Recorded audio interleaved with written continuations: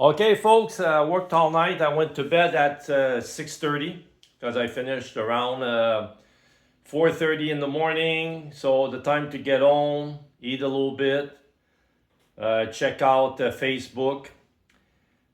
And now I'm doing this video. It's around noon, 12:15, I think, when I'm making this video. And see, I did not shave. I woke up at 11. I made a coffee. I ate a bagel, and I'm making a video right now. So I guess this is going to be my new life from now on, because there's going to be always something new to address, I suppose. Because when I started to make videos on Facebook, I did not plan on being bombarded by tons of people who are just sending me message like, "Hi, what's your name? Where do you live? Are you married? Do you have kids?" So first of all, if you go to my Facebook page, right, my banner is a band of Asian, um, a, a music band, right? Like a band like the Beatles, but it's Asian girls. And my name is written pretty big under there. So my name is Michel Blais, right? I'm 64 years old. I'm not married. I have no kids. I live alone. And I don't think that anybody wants to date me. I've been single since age 24, And I was a pretty crazy guy. So I have a friend. So if I say anything on Facebook or on YouTube, and people don't believe what I say, that I'm a trucker or whatever I'm going to reveal in the future, I have a friend on here. His name is Tony Piccollo, okay? We've known each other since we're 10 years old. So Tony is lucky to be alive because he just won a fight against cancer. And he told me recently that, he believed that it was God who saved him. And I have another friend on here, Céline Béliveau. I met her when I was 24. I'm 64 right now. And she was dating not my little brother, but my younger brother. And so I came in the living room one day, and she was sitting there with another girl, with my younger brother. And then she dated my brother for a while, and then that didn't work out. And since, she was already in my life because she was coming at my place, and we became friends.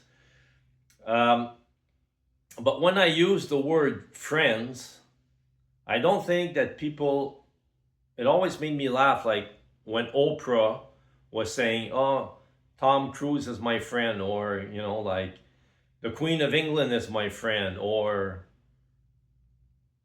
I don't know, any name, right? She was always saying that someone is her friend. I don't think that these people were her friends, and I don't think people should just say it just like that. "Oh, this person is my friend. This person is my friend." Like, I don't think that when, like, a person who's your friend, like, if you don't see a person regularly, it's not your friend, okay? So I'm going to explain something here. How did I meet Tony? Okay, I lived on Charleroi Street in Montreal North. It was a building that had a door on Charleroi and a door on Etier. And we lived, like, the first floor was for businesses. So there was a drugstore, a tiny drugstore. Back then there was little tiny drugstores, right? And there was a restaurant. And Tony's father had opened this restaurant that was called Bellevoie Pizzeria. And it was on the first floor, and we lived on top of that. So my sister started to date the pizza man, who was named Carlo, who is now dead. And, that was hard on me too, because he was a good guy. He was a good guy. I miss that guy. So my sister was working downstairs, and she was dating Carlo. And my parents were always arguing. And it was driving me nuts, because I'm a quiet guy. I like peace and quiet. I like harmony. So I used to go downstairs and go see my sister. And then there's like this weird, like, this restaurant was very, very, very busy, right? And it was that everybody said it was the best pizza in Montreal North, but I think it was the best pizza right now, probably in the world. I didn't travel all the world, but I never tasted a pizza like that after that. And everybody in Montreal North were saying that that was the best pizza. So, being like, if you have the best pizza, you're very, very busy, right? So, when I walked in the restaurant, like back then, the person would answer the phone, take a call, and write on the bill, SAD, small address, right? And then you take the bill like that, shloom, you open it, and like Carlo had this piece of wood, and was just nails through the wood. So the person who answers the phone, she writes SAD, small address, then rips the thing open. One is going to be tacked to the pizza box, and the other one, boom, on the nail, and fast, boom. So if you're the pizza man, if you're Carlo, you're doing your pizza, and you have a board there with full of nails, and you got all your bills there, right? Small address, small pepperoni, medium address, blah blah blah, right? So I walk in there, and I see how people were busy. It was crazy, because it was the best pizza in Montreal North. So like, I'm 10 years old, and I start looking around, and there's dishes all over the place in the kitchen, and like flour on the floor and things like that. So I start to help out, because I say, these people they're freaking out. They're overwhelmed, right? So I started to freak out. So I started to help out. I helped with the dishes, and helped sweeping the floor and things like that. And then Tony's parents gave me a free pizza. They said, "Hey, Michel, you helped out here. We're giving you a free pizza." And then I was so happy. It was, wow, like, I earned a free pizza here. So anyway, that's how it started. And back then, like, the first floor was where the tables were and all that. And in the basement, they would make the dough, they would cut the pepperoni, and that was not easy, because also, when truck drivers came, they had to put everything by hand in the basement. These big flour bags and cases of, how do you call that? I think it was like 6 big jugs of tomato paste, or anyway. So everything was going in the basement, and Tony has an older brother, Franco, and he's the one who became my friend first. And he was cutting pepperoni in the basement. So I went in the basement, and I saw Frank cutting pepperoni, and I started helping him out. And this is how this relationship with the Piccollo family started. So it's easy to be friends when, like I just mentioned, right? I live on top. The person lives. The person is downstairs. Even if they didn't live there, they came there, and so it was easy to meet, easy to make friends. So you see these people every day, right? They become your friends, sort of like in the sitcom Seinfeld, where like Kramer always comes around, and George always there, and Elaine, and all that. Everybody's there, right? So it's easy to be friends like that. But you still have to, have the same. You have to be compatible. Okay. So life goes on, and like, survival for me became harder, right? Survival for a lot of people becomes harder, and then you have to work more hours and stuff like that.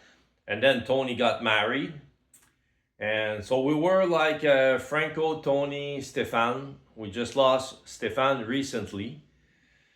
He died. It was always his dream to build a castle somewhere, and like he sold everything and he moved. I think it was Ecuador or something like that, and he just got there. Then he died. Right. So bye bye dream.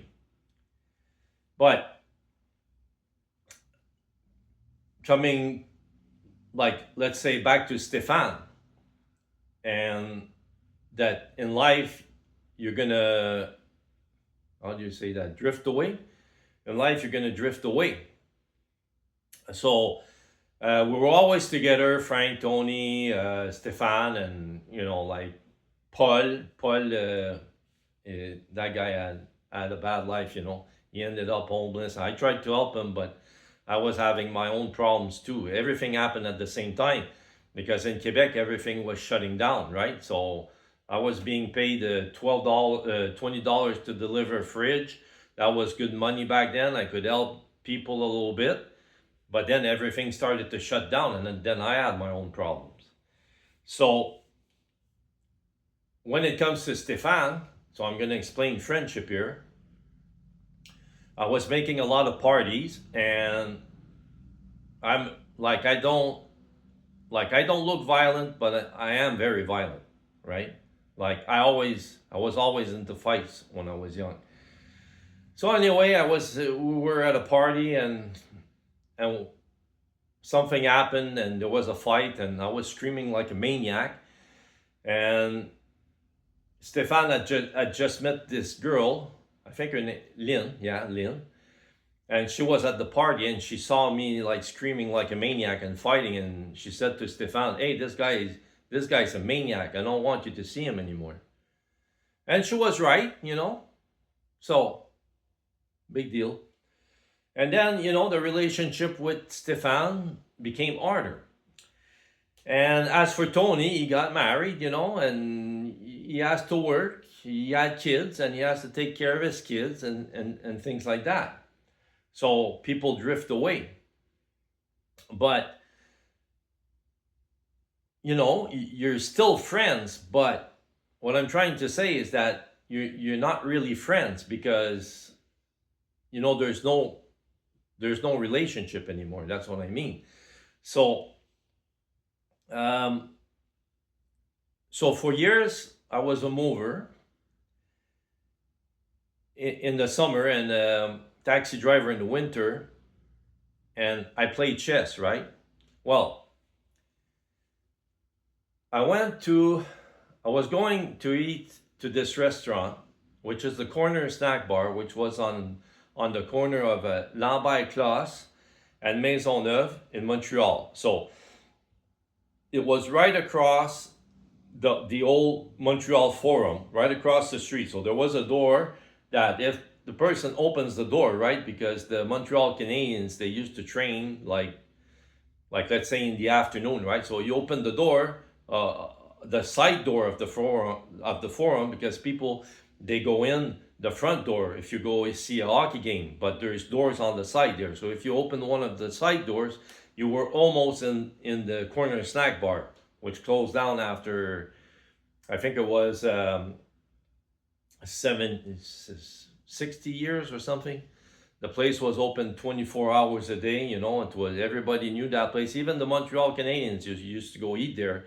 And sometimes I was sitting at the counter, and Eddie, the owner, well, Peter was the owner, and then his son Eddie took over, and he loved hockey. There was pictures of hockey players all over the place. And sometimes I was sitting at the counter, and Eddie would say, "Look, look, look," and I would I would turn around and look, and I'd say, "What? Look!" That was a hockey player. But unfortunately, I was always in strip joints. I didn't watch sports, so I didn't know who the guy was, right? But my point is, like, I was going there, and I was talking to somebody, and I told that person that I played chess. And this guy was sitting there reading the Gazette every day. I used to see him every day. And he said, "You play chess?" I said, yeah, I play chess. He said, are you pretty good? I said, well, I'm not, I'm good, but, not that good. Well, he said, I don't know you, but I'm going to take 3 pieces out and I'm going to beat you. I said, wow. Well, I said, you might be good, but you're not going to take 3 pieces out and beat me. So he says, okay, I got, okay, wait a minute.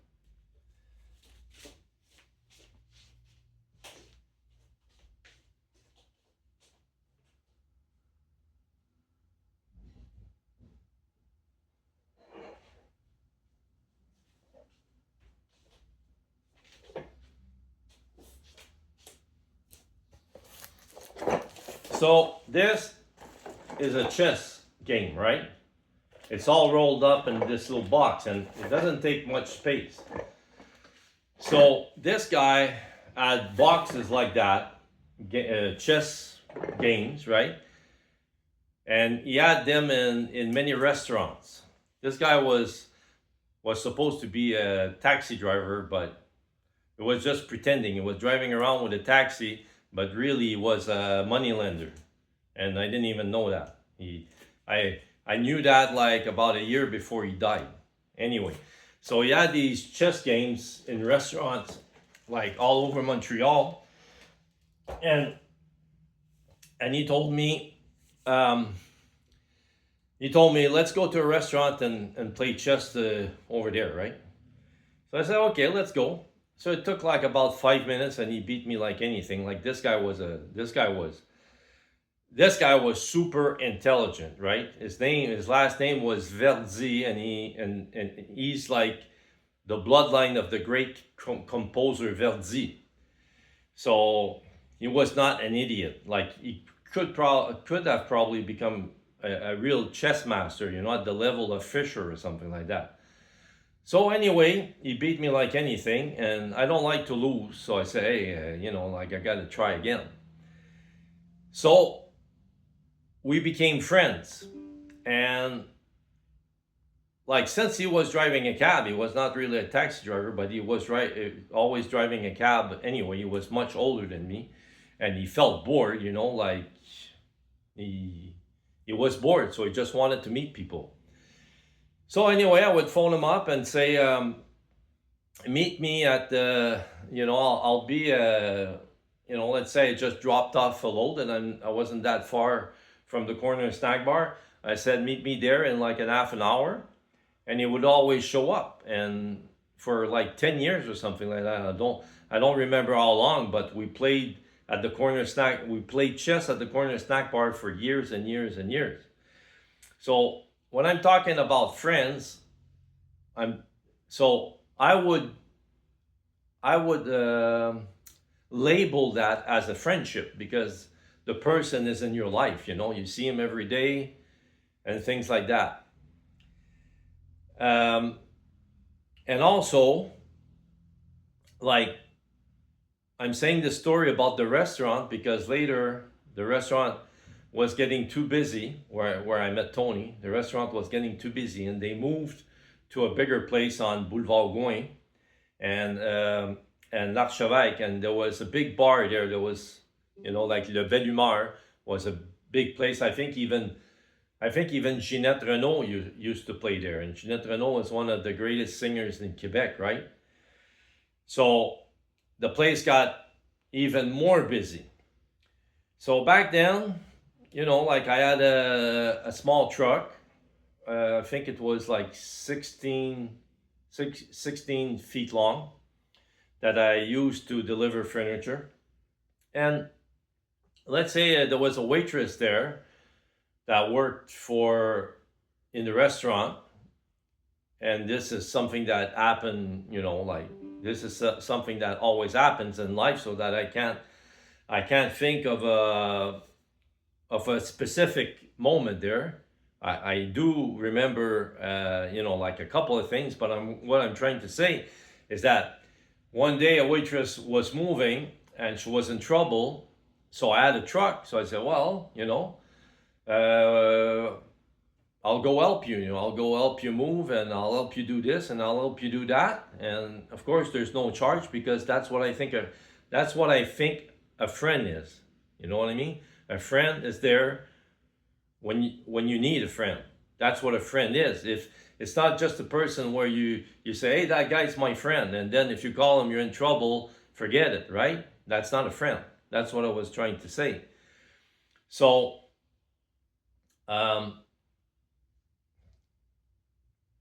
right now, I'm planting seeds, right? So I'm gonna be making a lot of videos, and I'm gonna talk more about planting seeds, because I'm supposed to say that in the beginning of the video. But anyway, that's it for now. I just want people to think about friendship. I don't like when people like Oprah and Trump is calling everybody in the world his friend, right? Yeah, right. Like the guy in North Korea is his friend. He made that song 4 times. Come on. Over and out.